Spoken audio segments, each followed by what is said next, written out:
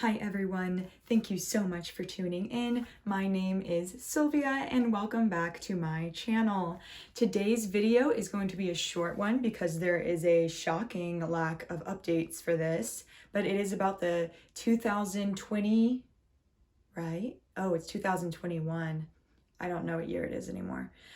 The 2021 Piedmont Park stabbing of Katie Janes. But before we get into it, if you haven't already, please subscribe to my channel. I put out new videos like this every week, and I have a big one in the works for you guys. It's just taking me a second to edit it. This case is a crime that really shocked the Atlanta community. I lived there for 2 years, and I moved out just before this happened.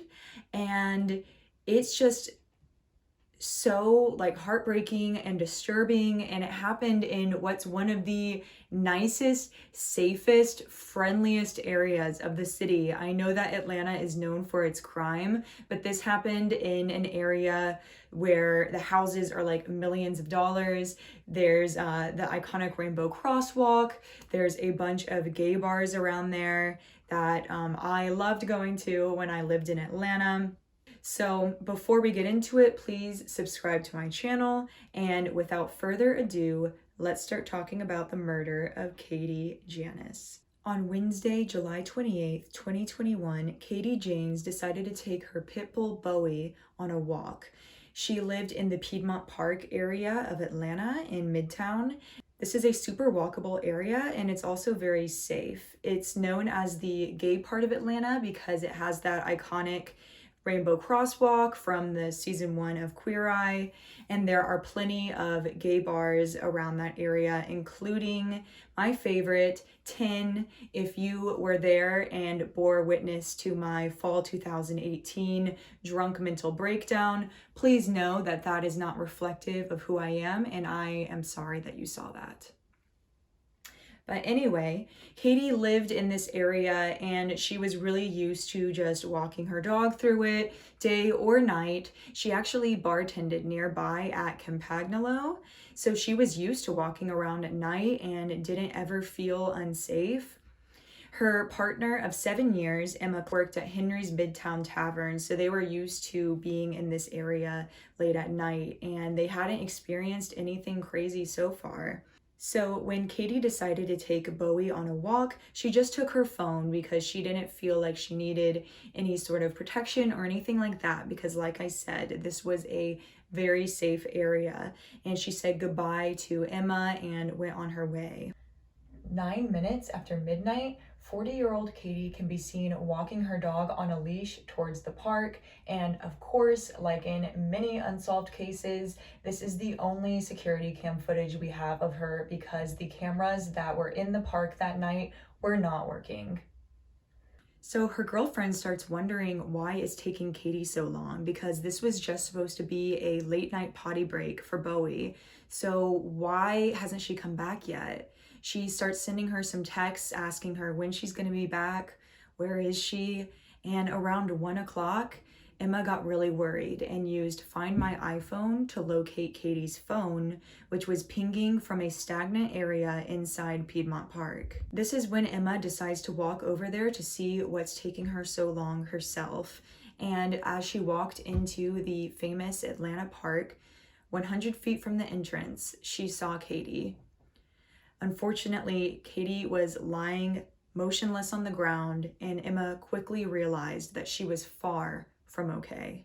According to Emma, she walked up to Katie, checked her pulse, saw that there was no pulse, and then just looking at the gruesome scene, she ran out of the park and called 911. I'm at the entrance of Piedmont Park. I just was searching for my girlfriend's phone because I couldn't find her. She's dead. She's here at Piedmont Park. Please help. You said somebody's dead at Piedmont Park? Yes, help. Please send help. Please. All right, yes, ma'am. I'm going to send help to you. Oh, my God. Oh, my God. Wait. Near the entrance, I don't know how to explain it to you. Did you just see that? That's my girlfriend. Yes. All right, hold. Please, oh my God, dude, she's dead.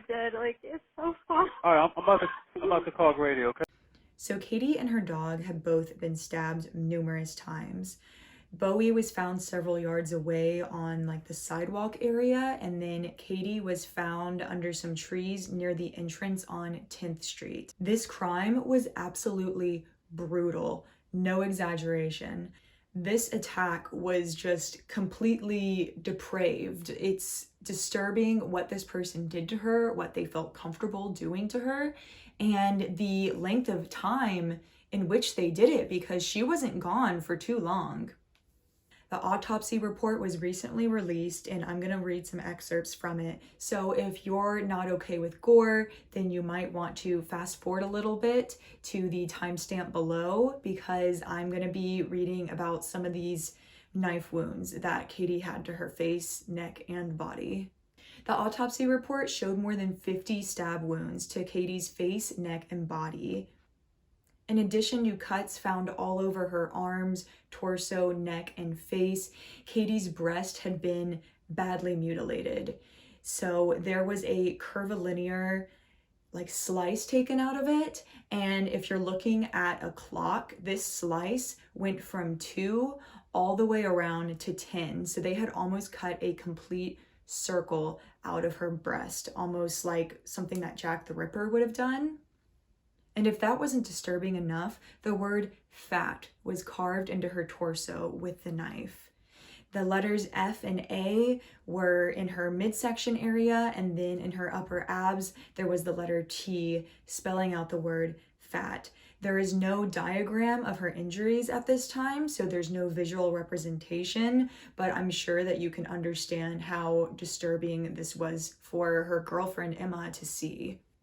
Katie's dog Bowie had also been stabbed multiple times, and he was found closer to the sidewalk area where it's presumed that Katie had been walking him. Fox 5 reported that there was evidence that Bowie had tried to attack the killer in order to protect his owner. So he was stabbed first, and the authorities are actually examining his mouth for potential DNA that may have ended up on his teeth, because he did make an attempt to save Katie's life, and unfortunately, this attacker overpowered him and then overpowered Katie. After Emma's 911 call, the police rushed to the scene, and very quickly after looking at her wounds, they decided to call the Behavioral Analysis Unit of the FBI. This is like the Criminal Minds team, if you guys have ever watched that show, and they deal with particularly gruesome and disturbed individuals. Katie had $5 in her pocket that no one took. So this was not a robbery, but her underpants as well had not been touched. So I don't even know if this was sexual in motive. And the brutality of this crime quickly sparked national interest, and rumors began to spread like wildfire. Here is an Instagram story image that maybe a lot of you guys saw. I know I saw it, and this information is almost all wrong.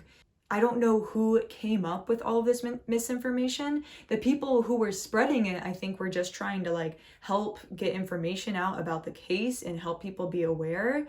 But I really have no idea. People were saying that her breasts were cut off, which isn't really true. And then they were also saying that her eyelids have been cut off. And I have no idea who would think of something like this, where they first heard it, but the police actually had to make a statement asking people to stop spreading misinformation about this case.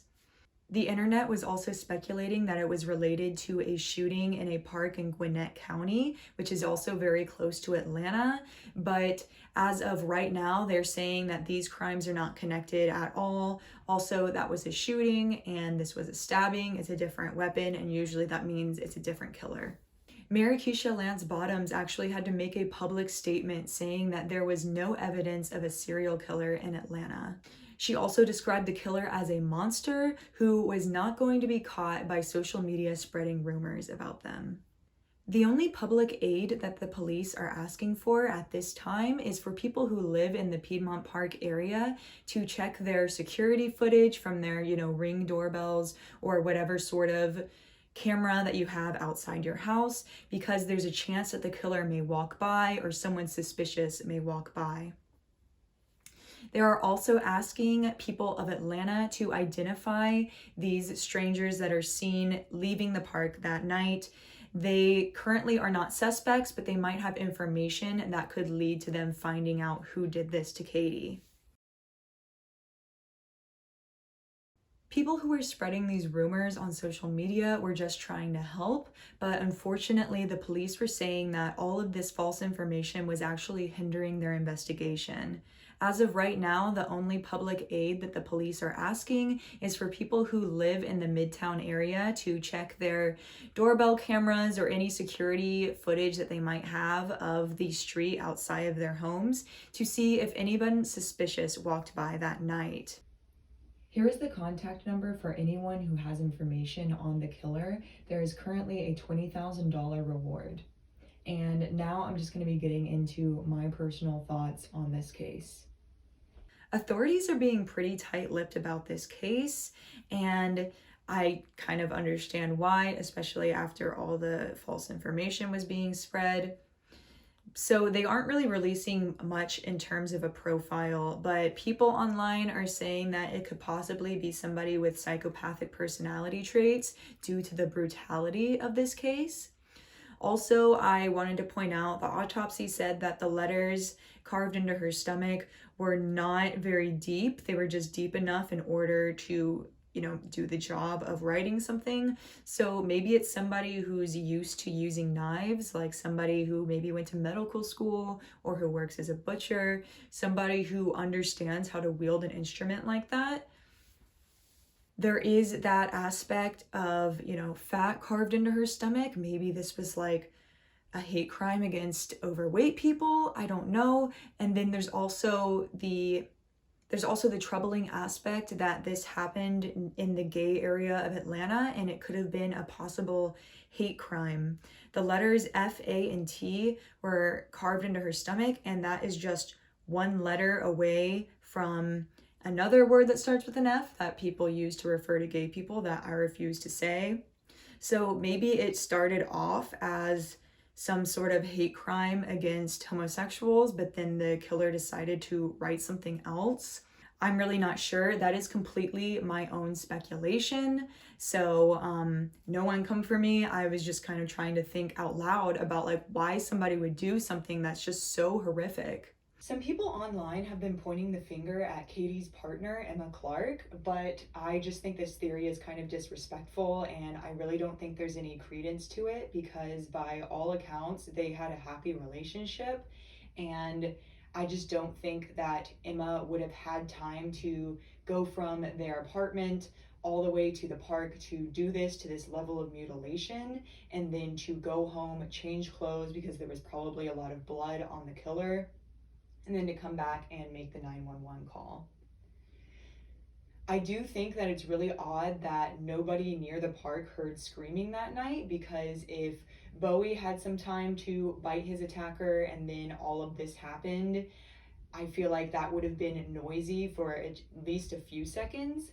But as of right now, there haven't really been any witnesses as of right now, there hasn't been any witnesses coming forward to say that they heard anything. So maybe they did know their attacker, but the general theory seems to be that this was a random attack of somebody who was lying in wait inside the park to find a victim. The people of Atlanta are absolutely horrified that something so terrible happened in such a common place for people to gather and to feel safe. And it's even more shocking that this hasn't been solved yet.